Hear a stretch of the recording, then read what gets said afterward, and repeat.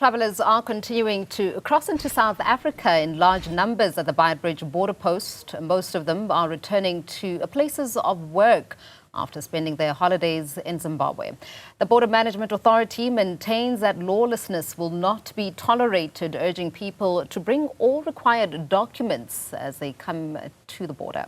Newzroom Africa's Mweli Masilela is following the story for us and joins us now live. Mweli, have you noticed a higher number of police, seeing as they are saying that they will not tolerate any lawlessness around the border post? Yes, Nompumelelo, there's police in almost all the processing points, making sure that they keep an eye on those people who are moving between Zimbabwe and South Africa. And as you can see, long queues are building up, as it was stated by the Border Management Authority that today and tomorrow, those are the days where they are expecting high volume of travelers here at the Beitbridge border post. Those people that you are seeing are heading to the counters there just to be cleared and have their passports stamped. But of course, in as far as the law enforcement is concerned, they make sure that the people who are coming here to join the queue have got all the required documents in their possession. And looking into the numbers, it's not only this border post that the Border Management Authority is getting updates from. There are also ports of entry, such as the Libombo border post, that are also always busy during this time. And some people have expressed frustration in as far as delays are concerned here at the Beitbridge border post, saying that they would love to have more officials being at service points where they process the travelers. Let me bring in one person who's on the queue at the present moment. He's coming from Zimbabwe heading to South Africa. Thank you very much for your time, my brother. How is your trip going so far? The things is very slow here. I don't know what is the cause of that, because we've been waiting and nothing is happening here, because there's a lot of queues, then there's a slow traffic, everything is going slow. I don't know what is the problem. All right. So do you remain optimistic though that you'll be cleared right on time to get home? Sorry, come again? Do you remain optimistic that you will be cleared at the end of the day so that you can be home on time? Yeah, I think so. I think so. We will come right, because there's a little movement that is happening. So I think we'll get home in time.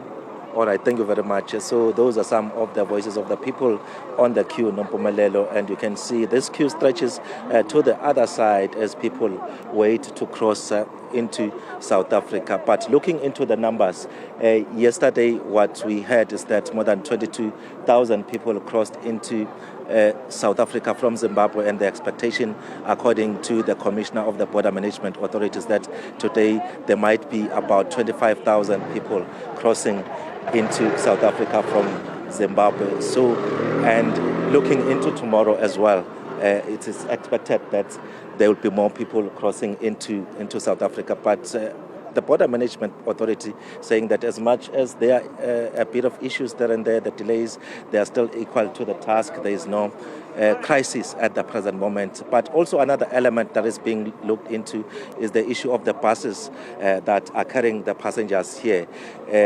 The Road Traffic Agency, cross-border, actually, they are saying that they are also looking into that, and they found that there are some buses that are complaining. Just briefly, I've got the CEO of the Cross-Border Road Transport Agency, Lwazimboyi. Thank you very much for your time. Any things that we have picked up in terms of transgressions of those transport that is being used by these passengers? Yeah, not necessarily at the moment, but previously, even overnight, there were buses that we picked up that had to be taken off the road.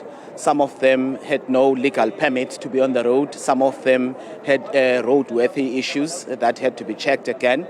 And of course, those buses have been discontinued because we're really concerned about some of the buses that are crossing into the country and are not roadworthy. So we're looking into that very strictly and making sure that to the best of our ability, we do check some of the buses. We've also picked up, I think as you saw earlier, even in some of the smaller vehicles where they had worn tires, some of them had torn tires, some of them had issues where we thought it could not continue beyond this border before those issues were sorted. So that's really why we're here, So we've got an operation here. I mean, we're here, but we also have an operation like about a kilometer down the road from here where we do proper checkups with other law enforcement entities. So that's why we're here. And I think we're coming in from a transport perspective where we're making sure that we try by all means possible to identify some of those transgressions that I'm talking about, particularly from a road safety perspective. The main issue is to reduce the crashes on the roads, is to reduce the number of accidents where possible, but also to reduce the number of deaths that are costing this country so much.